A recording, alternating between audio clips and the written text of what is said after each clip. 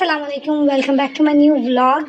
तो जी हमेशा की तरह आज की शुरुआत भी हुई नाश्ते से। हमने पहले अपने लिए नाश्ता बनाना शुरू किया। एक तरफ चाय रखी, दूध रखा और बच्चों के लिए टोस्ट देखना शुरू किया। मेरे बच्चे जो है ना वो सिर्फ टोस्ट ही खाते हैं और इसके अलावा कुछ भी पसंद नहीं करते। तो हमने चाय निकाली, चाय रेडी हुई, चाय बनाई और हम चल दिए अपने नाश्ते की तरफ। देख सकते हैं हमारा नाश्ता रेडी है। अब हम नाश्ते को लेकर टेबल की तरफ रवाना होंगे। हम यहाँ आए, नाश्ता रखा और बच्चों को खिलाने के लिए पहले मनाना भी पड़ता है। यहाँ पे ये पानी गिरा चुके थे तो इन्होंने अपनी सफाई भी खुद करी। खैर इसके बाद हमने बच्चों को नाश्ता करा देने के बाद हमने सोचा कि चलो अब जल्दी जल्दी अपने घर का काम समेट लेते हैं। तो फिर हमने शुरू की जल्दी से एक सेक्शन सफाई का।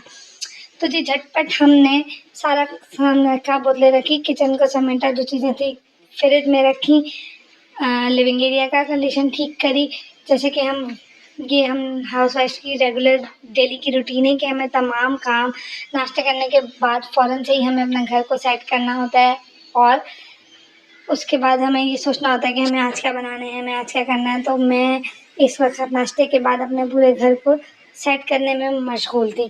खैर जनाब, घर तो सेट हो गया झटपट। उसके बाद मैंने सोचा आज हमें क्या करना है, आज हमारा क्या रूटीन रहेगी। अभी मैं ये सब सोच ही रही थी डस्टिंग वस्टिंग करने का।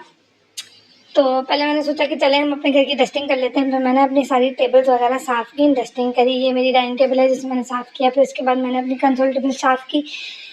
ये मेरे घर की सबसे फेवरेट चीज़ है मेरी, जिसको मैं हमेशा साफ़ सुथरा रखना पसंद करती हूँ। तो खैर इसको साफ़ करने के बाद हम आए अपनी टीवी टेबल की तरफ। हमने इसकी भी सफाई की, डस्टिंग करी। तो अच्छे से जब डस्टिंग हो गई तो इसके बाद मैं सोच रही थी कि अब क्या किया जाए, खाना बनाने की तरफ जाया जाए या फिर और थोड़ी फर्दर डीप क्लीनिंग की जाए। अभी मैं इस सोच में ही मशगूल थी कामों के साथ साथ कि मेरे बच्चे आ गए मेरे पास और उसके बाद उन्होंने कहा कि मामा हमारे लिए कुछ ना कुछ हमें दे दें, कुछ स्नैक्स मांगते हैं वो नाश्ते के बाद। लेकिन तो फिर मेरे बड़े बेटे ने कहा कि नहीं, वो स्नैक्स नहीं, हम आज जूस पियेंगे गर्मी का तकाजा देखते हुए। तो फिर फ़ौरन मैंने उनके लिए जूस तैयार किया, जूस पिया। जूस पीते ही मेरे बच्चों को याद आ गया कि हमें टीवी भी देखना है। अब देखें, टीवी देखना है तो 3 बच्चे 3 फरमाइशें, लेकिन फिर भी मैं अपने पसंद ही की चीज़ टीवी पे ला के देती हूँ ताकि तीनों बच्चे खुशी-खुशी एक ही चीज़ देख लें, क्योंकि बच्चों की लड़ाई का करना मुश्किल बात है। चलें उसके बाद हमने रुख किया किचन का। किचन में आज मुझे बनानी थी खीर, क्योंकि मेरे खीर बनानी थी। खीर बनाने की तरफ गए, हमने खीर बनाई। इस खीर बनाने की पूरी रेसिपी मैं आपके साथ डिस्क्रिप्शन में शेयर कर दूँगी। ये खीर बहुत ही मज़ेदार और बहुत ही आसान तरीके से बनाती हूँ मैं, जिसमें किसी किस्म की कोई परेशानी की बात नहीं। कोई बिगिनर भी ये खीर आराम से बना सकता है। जैसे कि आप देख सकते हैं मैंने अपने चावल लिए, चावल मेरे ओवरनाइट सोक हुए हुए थे। मैंने वो चावल ग्राइंड कर लिए और 2 किलो दूध की मैं खीर बना रही थी। मैंने वो चावल ग्राइंड करने के बाद अपने दूध के अंदर शामिल कर दिए फ़ौरन।